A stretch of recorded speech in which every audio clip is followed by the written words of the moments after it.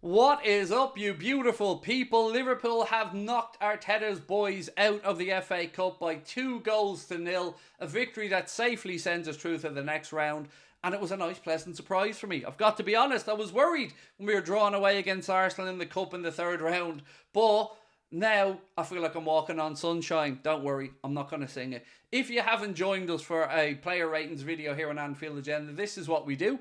Go through the players, the substitutes and the manager, giving them a score out of 10, asking you guys to play along and let us know your thoughts in the comment section and any other thoughts you have on the game.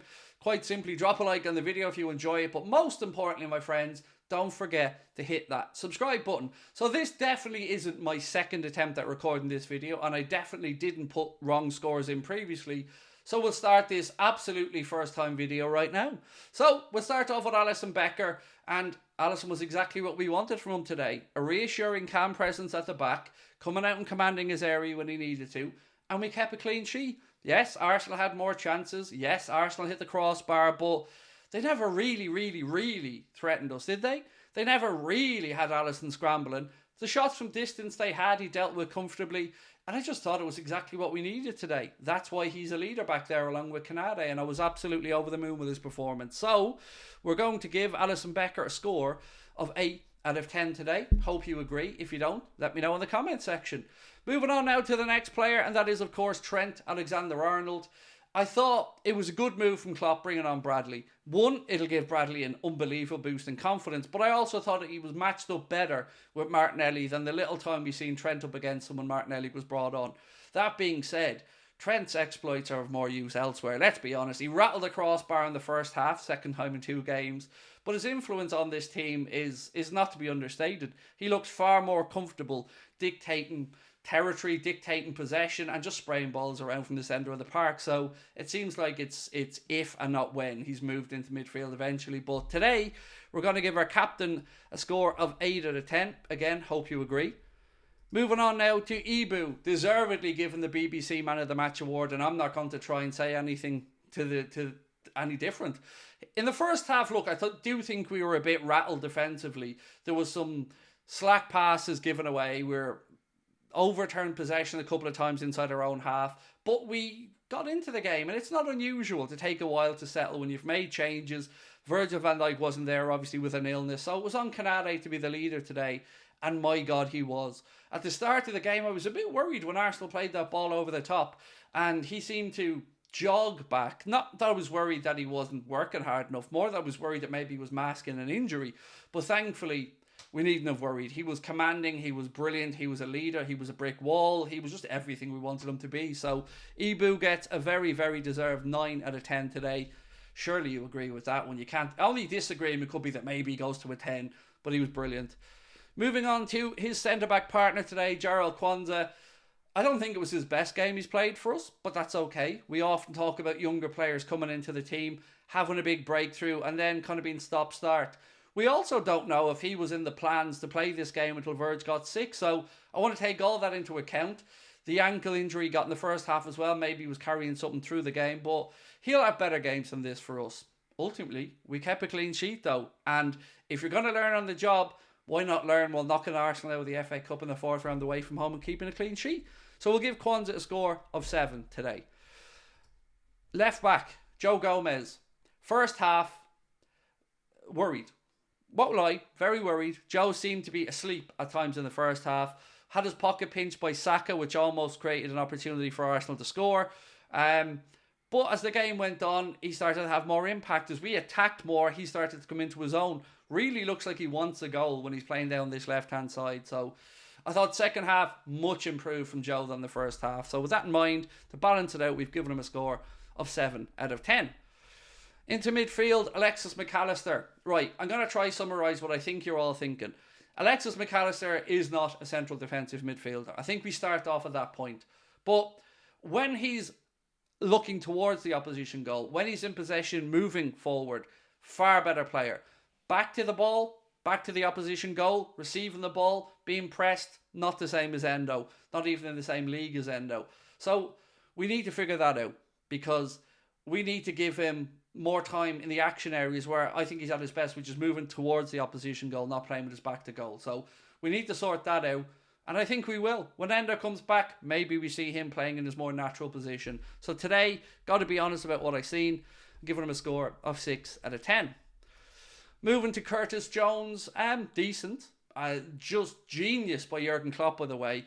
All of us, when Klopp made the changes to bring off Elliott and Jones and brought on Clark and Bradley, everybody was kind of scratching their heads a little bit, right? Be honest, that's okay. But the boys delivered. Curtis Jones had a good shift today. He still hangs on to the ball far too long for my liking. He needs to release it. He needs to realise he doesn't have to make everything happen. Just watch him at times, running back and forth across the pitch with the ball when there was 2 or 3 passes there he could have laid off. Simple enough stuff. The work rate's there, the quality's there, the pressing ability's there. Just some little things that I'd like to see him do differently. So today we give Curtis Jones a score of 7 out of 10. Moving on now to Harvey Elliott.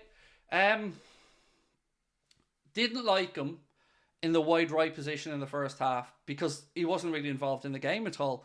And we weren't really a threat to the Arsenal young left back out there as well. I said all day I wanted DIAZ to be switched across to the right so we could run at them and give them trouble. Klopp did that in the second half, dropped Elliott into midfield. And I think we looked a bit more like ourselves. Elliott's a great player. He's so efficient, as I say every week, and doesn't do anything stupid. Always likes to try and get in and get a goal as well. He had a strike today, if I remember correctly. He was a little bit weak, but I'm not going in on Elliott today. He wasn't at his best, but he was moved around the pitch a bit, and I think that has to come into consideration. So, score of 7 out of 10 for Harvey Elliott. Now we move on to Lucho. Can we please see him on the right for a while, Jurgen, please? Because I know we have this fascination with inverted wingers, but Darwin Núñez is not a central player for me. He's a wide player who cuts inside, and he does it better off the left. So while Mo is away and we have an opportunity, I'd love to see DIAZ given a run on the right-hand side. Jota through the middle, Darwin on the left, or Gakpo, and DIAZ on the right. That's what I want to see moving forward. So happy for him that he got that goal at the end as well. A wonderful finish into the roof of the net. And we looked much better in the second half. And him being moved was part of that. So today, Lucho gets a score of 8 out of 10. Very well deserved. And I'm looking forward to seeing what he can do over the coming weeks. Moving on to Cody Gakpo. I mean, it wasn't his best game today. But then again, I didn't like the way we set up in the first half with Gakpo. I didn't like where he was playing. And I still think Cody Gakpo is a better player, like I said about Alexis McAllister, when he is breaking lines and running at the opposition or coming in off the left-hand side. So we're going to have to admit to ourselves, for now, Jota should be the number 9. And DIAZ and Darwin, in my opinion, not DIAZ, Gakpo and Darwin should fight it out on the left for the opportunity there, or play Gakpo in an advanced midfield position. But either way, wasn't as great as game today, but that's okay, because we all love Cody. He's a great player, and we got the win. So Cody gets a score of 7 out of 10. Moving on now to Mr. Darwin Núñez. So, I feel like this is a common conversation. Great work rate, great endeavour, great battling, poor finishing. And that's okay when we don't get punished for it, but at some point this clinical streak has to start. So the ball that came back to him today, when we hit the bar from a great Diogo Jota header, 6-7 yards out, and again the composure just wasn't there. He tries to side foot it and he puts it a good bit wide. Had a header in the first half and a couple of other bits and pieces, but we can't ignore his other work, which is his defensive work. Arsenal got a free kick at the end of the game, and he put it behind for a corner. Good defensive clearance. We're all a little bit concerned it was nearly an own goal, but it was a good clearance. So I'm not going to go in on Darwin today. I thought everything but the finishing product was there. So with that in mind, I'm going to give Darwin a score of 7. Moving on now to Mr. Ryan Gravenberch. Of all the substitutes that came on today, and I might be reading this wrong, and I'm happy to be pulled up on it in the comments if you think differently. I think he had the least impact of the players that came on today. I felt like he never really got into the game as much as I'd like him to. I really do like him as a player though, and there's definitely a role for him in this squad. Just today off the bench, I'm going to give him a score of 6 out of 10. But again, want to reiterate, love Ryan Gravenberch, definitely has a place in the squad. Diogo Jota, you know what I'm going to say here, right?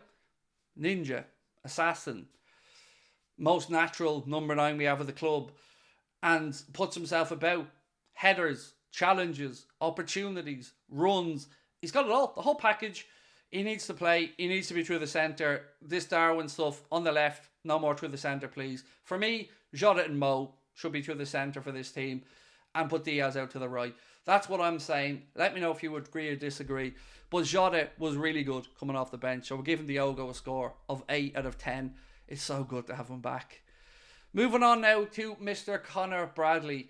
I've been telling you to keep an eye out for this kid for a while. I mean, I said this many times, but Caoimhe O'Neill wrote a brilliant piece on The Athletic about Conor Bradley's journey from Northern Ireland through the age levels all the way up to Liverpool's first team. And today, I know he came off the bench late, but to say he had an impact is an understatement. He was phenomenally good. He had Martinelli's number. He was defending at the back post. He gets forward. He's composed. I'm really excited. I've told you for ages that this kid is potentially brilliant. And I hope we get to see more of him. So, let me know your thoughts on it. But for me, even though it was a short cameo, I'm giving the kid a 9. Don't come at me. I don't care. I love him. I'm giving him a 9. I thought he was brilliant today. And I think we've a lot to get excited about with Bradley. Moving on now to Bobby Clark. Fresh from signing a new contract at the club as well. Congratulations to Bobby on that one. Look, he showed composure today in an area that you don't get credit for this normally. But his tactical foul to stop a counter-attack was on point. He did not look out of place at all out there on the pitch. And if anything, we grabbed hold of the game even more after himself and Bradley came on. So I think both the young men can be very proud with the cameos from the bench. Going to give him a score of 7 out of 10. And again, looking forward to seeing what Bobby Clark can do. So the last one, but definitely not the least one, is our manager. And today, Jurgen Klopp deserves a huge pat on the back. The game was getting away from us in the first half. He made the changes. He made the tweaks. Some of us wanted him to. Some of us didn't see other ones. But ultimately, he got Arteta's number. We got the victory. And a big part of that today for me comes down to the man management of Jurgen Klopp and Pep Linders. So well done to the gaffer for that. We're going to finish up by giving him a score of 9 out of 10 in what was a near perfect day. So my friends, that is our player ratings. Now it is over to you to let us know your thoughts in the comment section. Drop a like on the video if you enjoy it. And don't forget to hit that subscribe button. We'll talk to you soon. Bye bye.